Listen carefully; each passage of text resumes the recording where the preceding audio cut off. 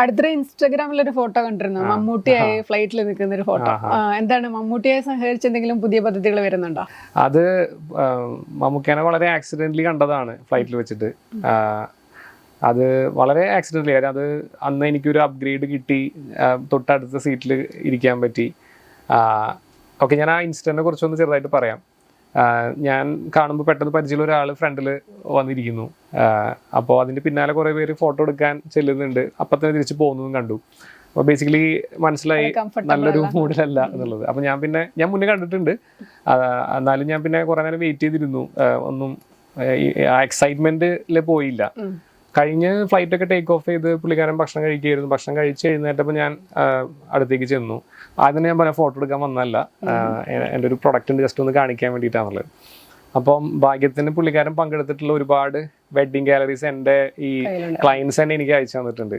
അപ്പോൾ അതിലത്തെ ഒരു ഗാലറി ഓപ്പൺ ചെയ്ത് മമ്മൂക്കയുടെ ഫേസ് സ്കാൻ ചെയ്തപ്പോൾ പുള്ളിക്കാരൻ്റെ ഒരുപാട് ഫോട്ടോസ് അതിൽ ജനറേറ്റ് ചെയ്ത് വന്നു. അപ്പോൾ അത് ഭയങ്കര എക്സൈറ്റ്മെൻ്റ് ആയിട്ട് ആൾക്ക് തോന്നി. അപ്പോൾ നമ്മൾ ചെയ്ത് ഇതെങ്ങനെ സംഭവിച്ചത്, ഇതെങ്ങനെ നടന്നത്, അങ്ങനെയൊക്കെ ഒരു ചോദ്യങ്ങൾ ചോദിച്ച് പിന്നെ ആളവിടെ ഇരുന്നു. അപ്പം ഞാൻ പിന്നെ ഇതാണ് ഞങ്ങളുടെ പ്രോഡക്റ്റ്, ഇങ്ങനെയാണ് ഞങ്ങൾ ചെയ്യുന്നതെന്നൊക്കെ പറയാൻ പറ്റി.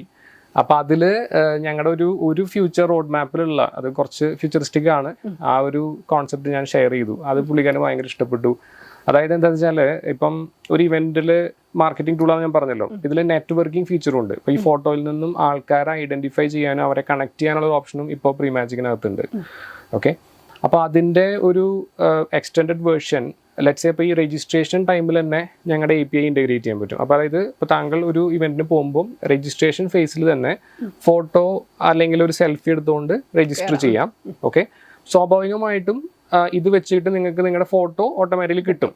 ഓക്കെ, ഇതിൻ്റെ ഒരു വേറൊരു യൂസ് കേസ് എന്ന് വെച്ചാൽ, വെന്യൂവിൽ ചെല്ലുമ്പോൾ നിങ്ങൾക്കൊരു ഇപ്പം ഈ ഡിജി യാത്രയൊക്കെ പോലെ ജസ്റ്റ് ഒരു ഫേസ് സ്കാൻ അടിച്ച ബാഡ്ജ് പ്രിൻ്റ് ആയി വരും, അതും ലൈവാണ്. ഓക്കെ, ഇനി ഇപ്പം സ്മാർട്ട് ഗ്ലാസ്സുകളൊക്കെ വരാൻ പോകുന്ന ഒരു കാലഘട്ടമാണ്. ഓക്കെ, ജസ്റ്റ് ഇമാജിൻ നമ്മൾ വലിയൊരു ജൈറ്റെക്സ് പോലത്തെ ഒരു ഇവൻറ്റിന് പോകുമ്പോൾ there are like lakhs of people, ഒരുപാട് ആൾക്കാരുണ്ട്. അപ്പോൾ ആര് പരിചയപ്പെടേണ്ടതെന്നൊക്കെ നമുക്ക് കണ്ടുപിടിക്കാൻ തന്നെ കുറേ സമയമാണ്.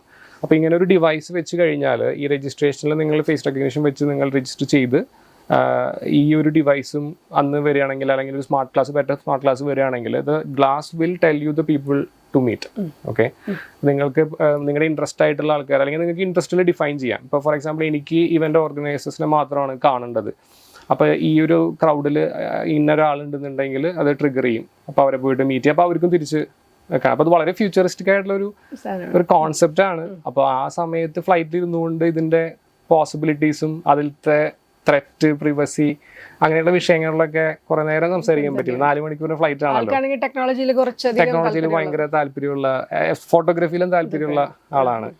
അപ്പം അന്ന് അവിടെ വെച്ചിട്ട് എനിക്ക് നമ്പറൊക്കെ തന്നു. എൻ്റെ നമ്പർ പുള്ളിക്കാരനെ സേവ് ചെയ്തു. പിന്നെ ഫ്ലൈറ്റിൽ ആൻഡ്രോ സാർ ഉണ്ടായിരുന്നു. അപ്പം എന്നെ പരിചയപ്പെടുത്തി മീറ്റിംഗ് ഒക്കെ അറേഞ്ച് ചെയ്തിട്ടുണ്ടായിരുന്നു. അപ്പോൾ അതിൻ്റെ വേറെ കുറച്ച് കാര്യങ്ങൾ ഇപ്പോഴും ഡിസ്കഷൻസിലുണ്ട്, ഒന്നും പറയാനായിട്ടില്ല.